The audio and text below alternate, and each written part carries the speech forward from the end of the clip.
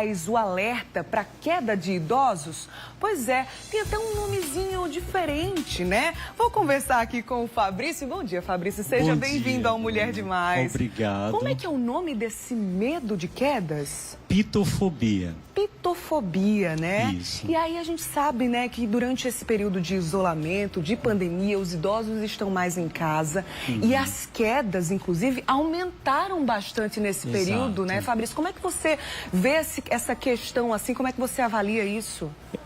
Bom dia, Bruna. Bom dia a todos. A gente tem que entender que a família em casa está olhando o idoso, mas tem o home office, né? Por exemplo, antes da pandemia, eles estavam em clubes, praças, exercitando. Agora eles estão em casa, mas a família tem um home office, né? Tem as crianças, tem os estudos. Então, o idoso acaba também ficando meio de lado.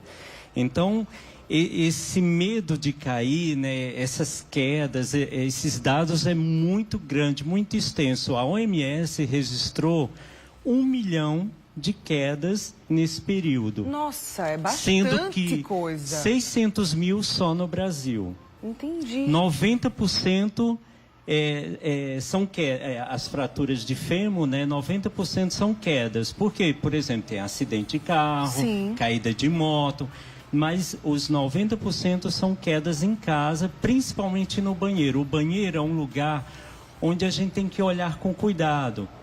Então, tem família que não tem aquele olhar técnico. O banheiro tem que ter barra, tapete antiderrapante, o quarto do idoso tem que ser bem arejado, né, para que ele possa levantar de noite, tem que ter uma luz de fundo. Então, tudo isso precisa ter um cuidado para esse dado tão alarmante diminuir. Entendi. Então, os acidentes domésticos estão liderando aí quando o assunto é queda em idoso, né, Fabrício, então? Exato, porque o idoso, a gente sabe, né, que depois de uma certa idade, o corpo, né, tem uma certa fragilidade. E se a gente olhar, tem 1 ano e meio que eles não fazem atividade, Sim, né? pois é. A gente passava ali nas praças, todo mundo fazendo atividade.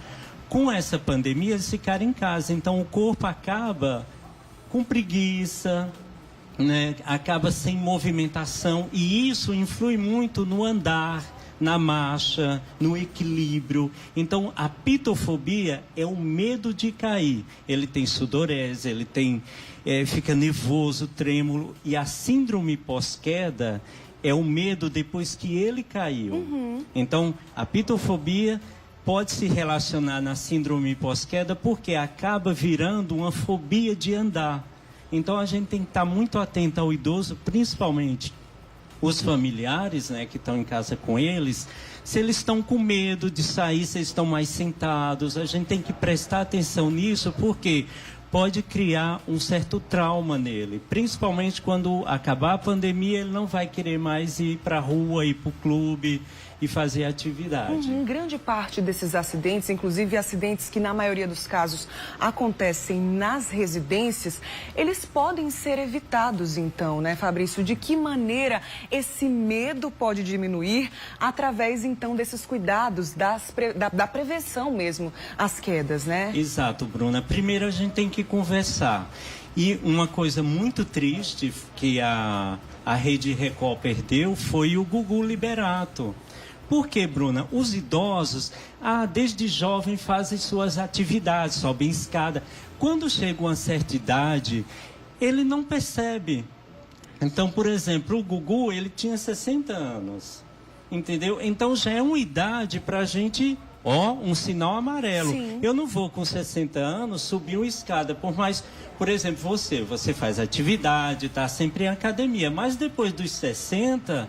você não pode fazer certas coisas. O alerta já começa. Olha, avó, Exato. eu tenho uma avó que até pouco tempo, hoje ela tem 80 anos, já passou dos 80, mas até pouco tempo subia em pé de jambo, subia em pé de manga. A gente até gostaria de dizer, vá, faça, mas não pode, né? O reflexo muda, a questão mesmo dos ossos, né? A qualidade dos ossos vai mudando, então esse cuidado tem que aumentar também. Nós que trabalhamos com idosos, a gente trabalha muito na frente frente da autonomia. É importante dar autonomia para o idoso, mas existe barreiras, existe certas autonomias que não pode.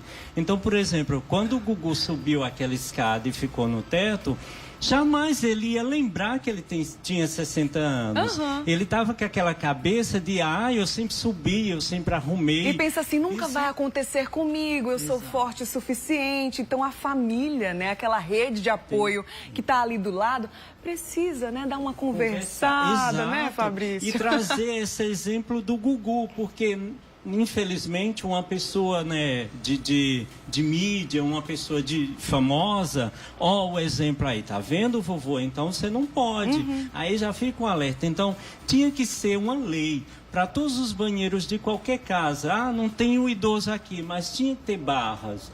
Porque a maior queda em idosos é no banheiro. Dentro do banheiro. Então, o junho, né, traz esse alerta para a questão das quedas de idosos, e a gente está trazendo esse conteúdo aqui para o Mulher Demais também. Fabrício, muito obrigada, viu? Fabrício é psicólogo, especialista em idosos, está sempre aqui com a gente, é um parceirão. Obrigado. Então, obrigada pelas orientações. Obrigado, viu? Bruno. E eu quero deixar que a campanha tem até nome, chama Cair de Maduro, Sol para Fruta. Olha aí, gostei.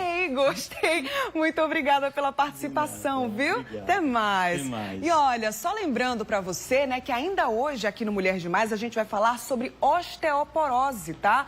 É uma doença muitas vezes silenciosa que também causa esse enfraquecimento. Os ossos ficam um pouco mais frágeis, tá? Então daqui a pouquinho a gente vai conversar com uma reumatologista sobre esse assunto e inclusive você pode e deve participar com a gente. Pode entrar, Marcão, chega pra cá daqui a pouquinho.